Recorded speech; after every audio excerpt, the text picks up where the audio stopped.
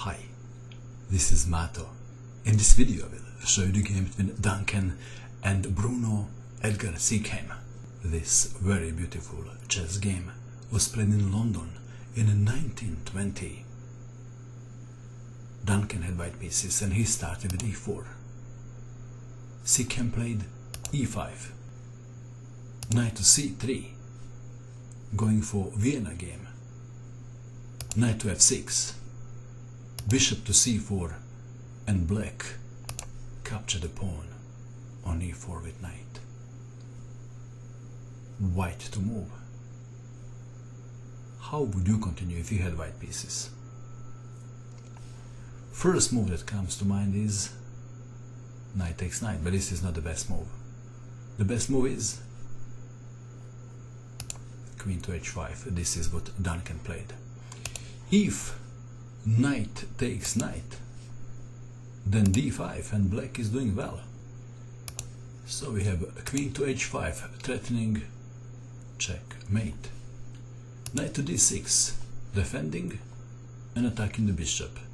Bishop to b3, bishop to e7, d3, black castled kingside, knight to f3, knight to c6, bishop to g5, knight to e8, white to move. How would you castle? Queenside or kingside? Or perhaps you would play something else.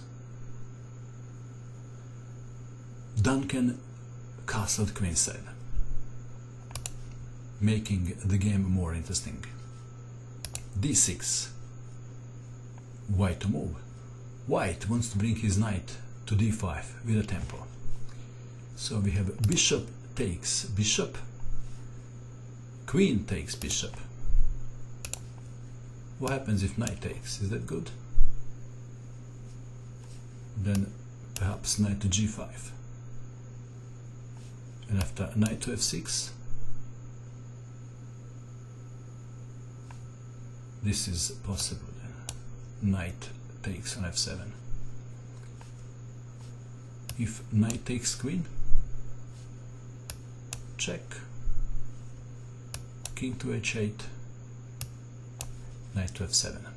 Okay, so in the game, black recaptured with queen, knight to d5 attacking the queen, queen to d8, knight to g5 with a small threat, queen takes pawn on h7, h6, defending and attacking the knight. This is a very interesting moment of the game. What would you do if you had white pieces? I think knight takes pawn comes to mind. Knight takes pawn on f7. Duncan played h4. Now you can see why it is important that white castle the queen side.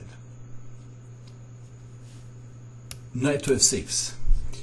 If pawn takes knight, then h takes on g5, and it's all over. A draw.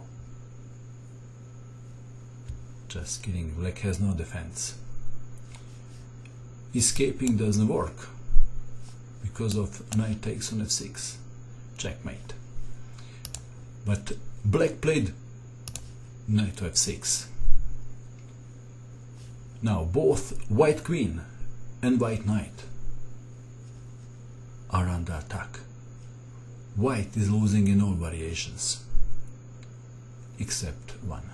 For the purpose of our exercise, let's call this position the most critical position of the game.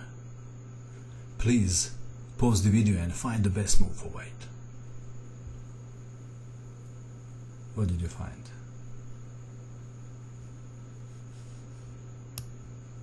Did you find this?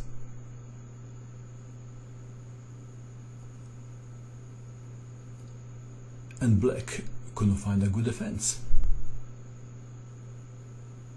Siegheim played rook to e8. If pawn takes queen, There is checkmate in 2.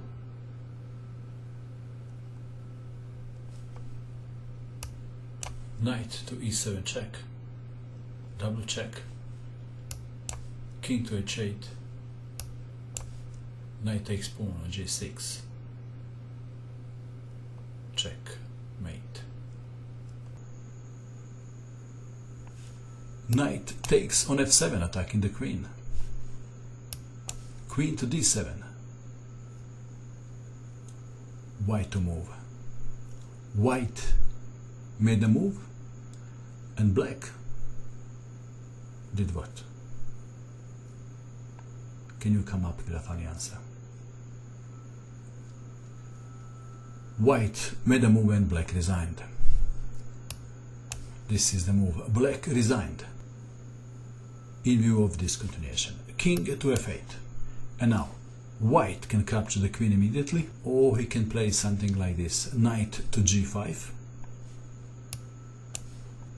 And after king to e7, what else can black do?